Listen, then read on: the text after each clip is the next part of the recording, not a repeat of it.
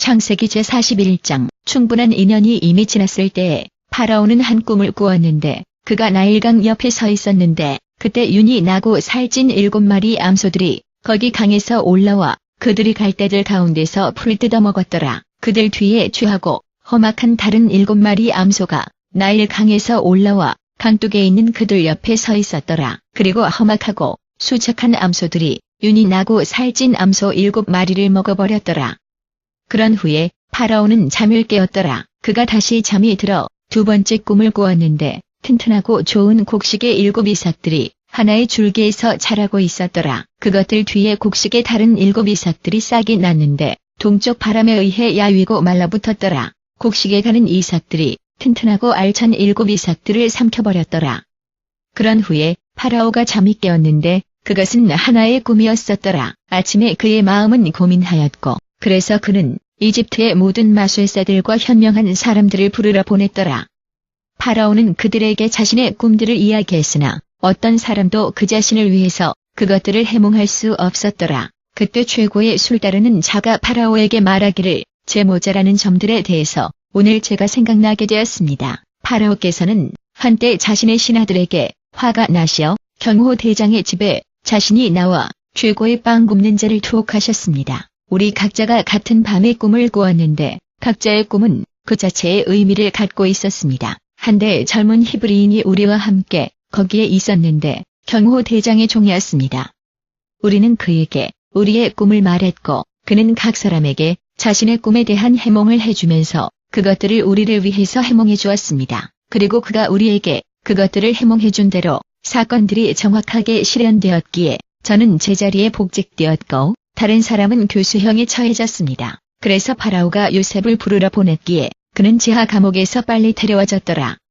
그가 수염을 깎고 자신의 옷을 갈아입었을 때에 그는 파라오 앞에 왔더라. 파라오가 요셉에게 말하기를 내가 꿈을 꾸었는데 어떤 자도 그것을 해몽할 수 없노라.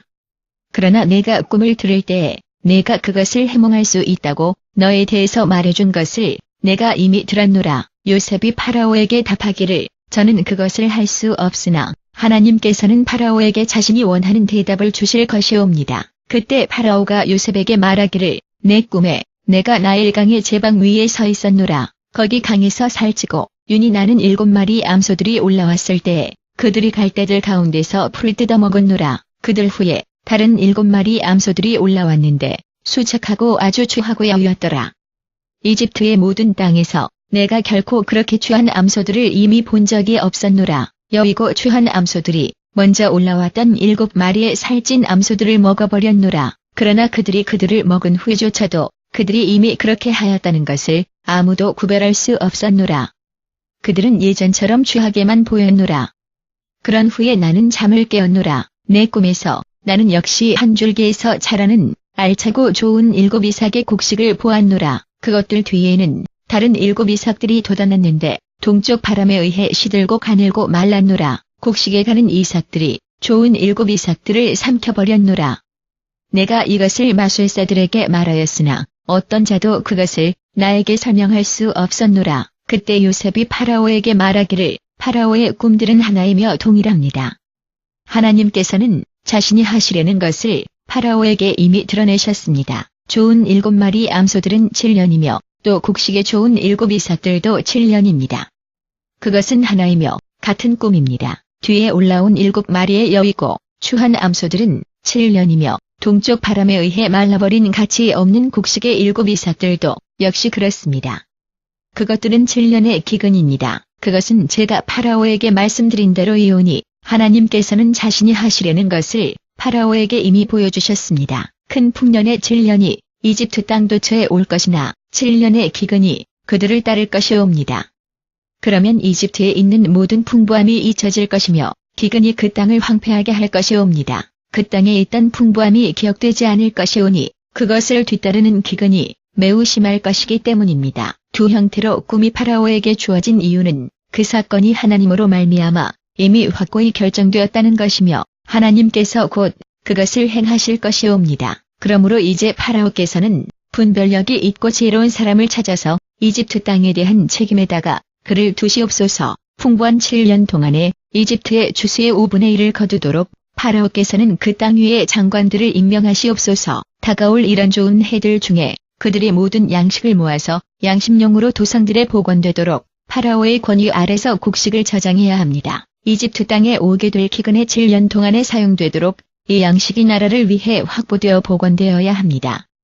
그러면 나라가 기근에 의해 파멸당하지 않을 것이옵니다. 그 계획이 파라오에게 또 그의 모든 관리들에게 좋게 보였더라. 그래서 파라오가 그들에게 묻기를 자기에게 하나님의 영이 임한 사람인 이 사람과 같은 누군가를 우리가 찾을 수 있겠느냐. 그때 파라오가 요셉에게 말하기를 하나님께서 이 모두를 내게 알려지도록 이미 만드셨기 때문에 너처럼 그렇게 통찰력이 있고 지혜로운 자가 하나도 없노라. 너는 내 궁전에 대해서 책임을 맡을 것이며 내 모든 백성은 내 명령들에 복종할 것이니라.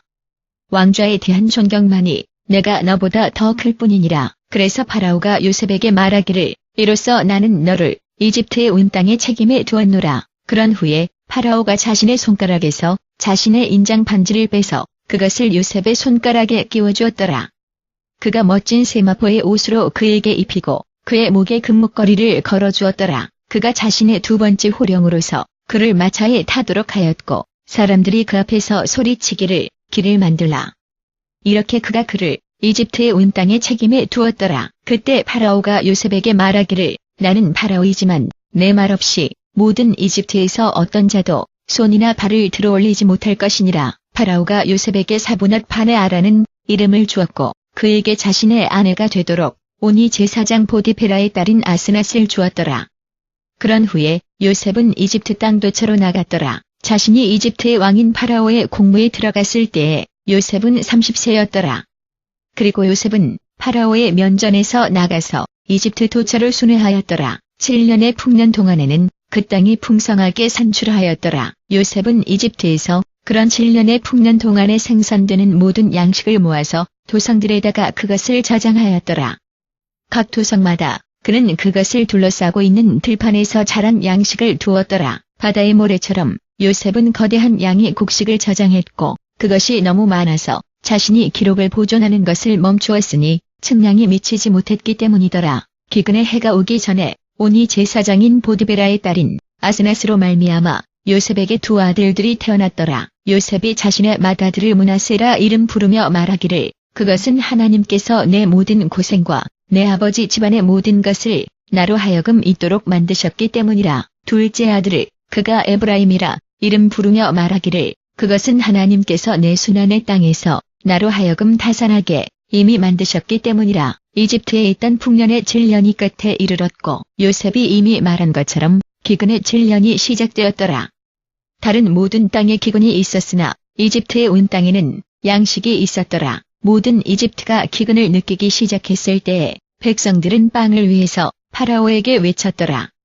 그러면 파라오가 모든 이집트인들에게 말하기를 요셉에게 가서 그가 너희에게 말하는 것을 행하라. 기근이 온 나라에 위에 퍼졌을 때에 요셉은 모든 창고들을 열어 이집트인들에게 곡식을 팔았으니 왜냐하면 기근이 이집트 도처에 심하였더라. 그리고 요셉에게서 곡식을 사기 위해서 모든 나라들이 이집트에 왔으니 기근이 전 세계에 심했기 때문이더라. 창세기 제42장 곡식이 이집트에 있다는 것을 야곱이 알았을 때에 그가 자신의 아들들에게 말하기를 왜 너희들은 서로를 계속 바라보기만 하느냐. 그가 계속하기를 이집트에 곡식이 있다고 내가 이미 들었노라.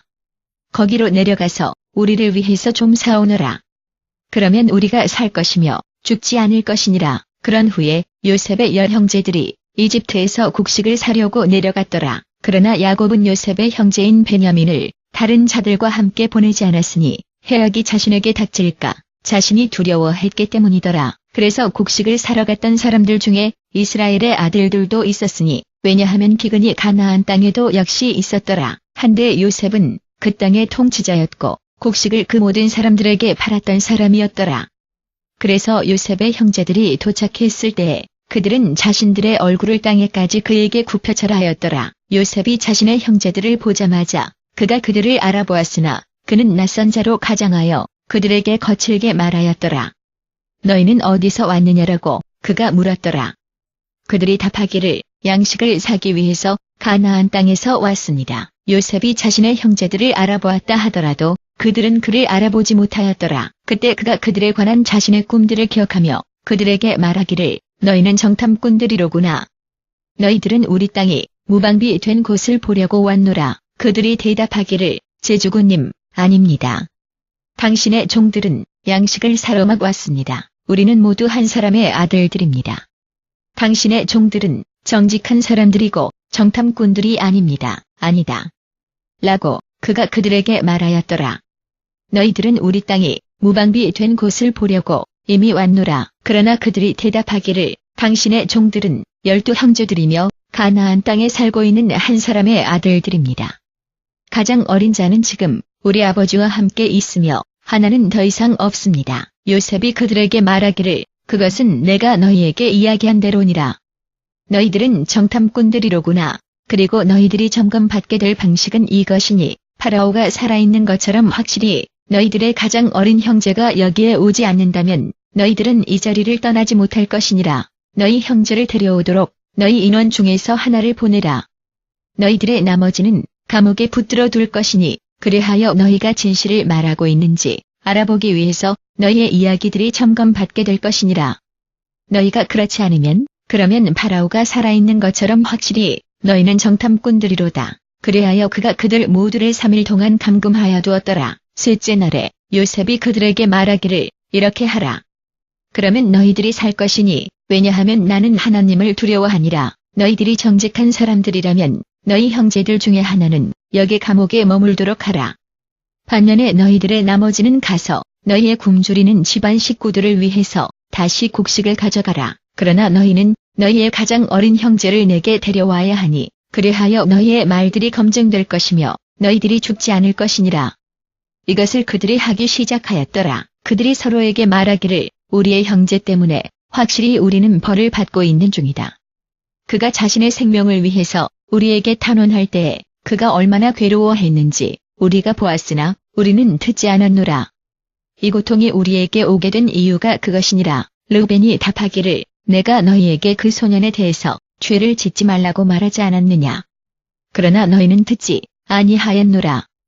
이제 우리는 그의 피의 대가를 계산해 주어야 하노라. 요셉이 자신들의 말을 이해할 수 있다고 그들은 깨닫지 못했으니 그가 통역자를 사용하고 있었기 때문이더라. 그가 그들로부터 돌아서서 울기 시작하였고 그런 후에 다시 돌아와서 그들에게 다시 말하기를 그가 그들로부터 시므온을 데려가게 하여 그들의 눈앞에서 결박하도록 하였더라. 그들의 가방을 곡식으로 채우도록 또 다시 자신의 자루 속에 각 사람의 은전을 넣도록 또 그들의 여행용으로 그들에게 식량들을 주도록 요셉이 명령을 내렸더라. 이것이 그들을 위해서 행해진 후에 그들은 자신들의 곡식을 자신들의 나귀들 위에 싣고 떠났더라. 밤중에 자신들이 머물렀던 장소에서 그들 중에 하나가 자신의 나귀를 위해서 먹이를 가져가려고 자신의 자루를 열었는데 자신의 자루의 입구에서 그는 자신의 은전을 보았더라. 내 은전이 이미 되돌아왔다라고 그가 자신의 형제들에게 말하였더라.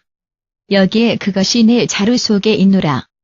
그들의 마음은 가라앉았고 그들이 떨면서 서로를 돌아보면서 말하기를 하나님께서 우리에게 이미 행하신 이것이 무엇이냐. 가나안 땅에 있는 자신들의 아버지 야곱에게 자신들이 왔을 때에 자신들에게 이미 일어났던 모든 것을 그들이 그분에게 이야기하였더라. 그들이 말하기를 그 땅 위에 주군인 그 사람은 우리에게 거칠게 말하고 마치 우리가 그 땅에서 염탐하고 있는 것처럼 우리를 대하였습니다. 그러나 우리가 그에게 말하기를 우리는 정직한 사람들이며 우리는 정탐꾼이 아닙니다. 우리는 12 형제들이며 한 아버지의 아들들이었습니다.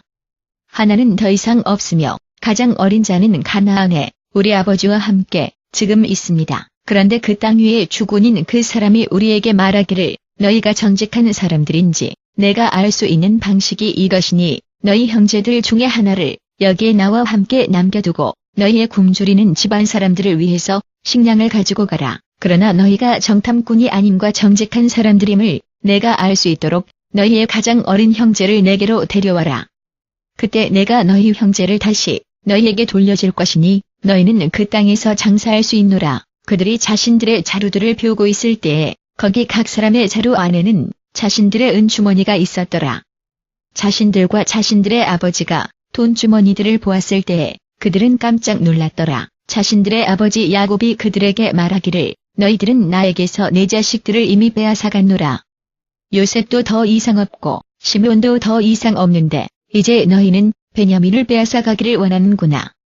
모든 것이 나를 거슬리는 것이로구나. 그때 루벤이 자신의 아버지에게 말하기를 내가 그를 아버지께 다시 데려오지 못하면 아버지께서는 내 아들 둘을 죽임에 처해도 좋습니다.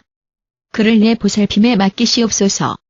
그러면 내가 그를 다시 데려올 것이옵니다. 그러나 야곱이 말하기를 내 아들이 너희들과 함께 거기에 내려가지 못할 것이니라. 그의 형제는 죽었고 그는 남은 유일한 자이니라. 너희가 하게 되는 여행에서 해악이 그에게 닥치면 슬픔이 있는 수월 아래로 너희들이 내 하얀 머리를 이끌어갈 것이니라.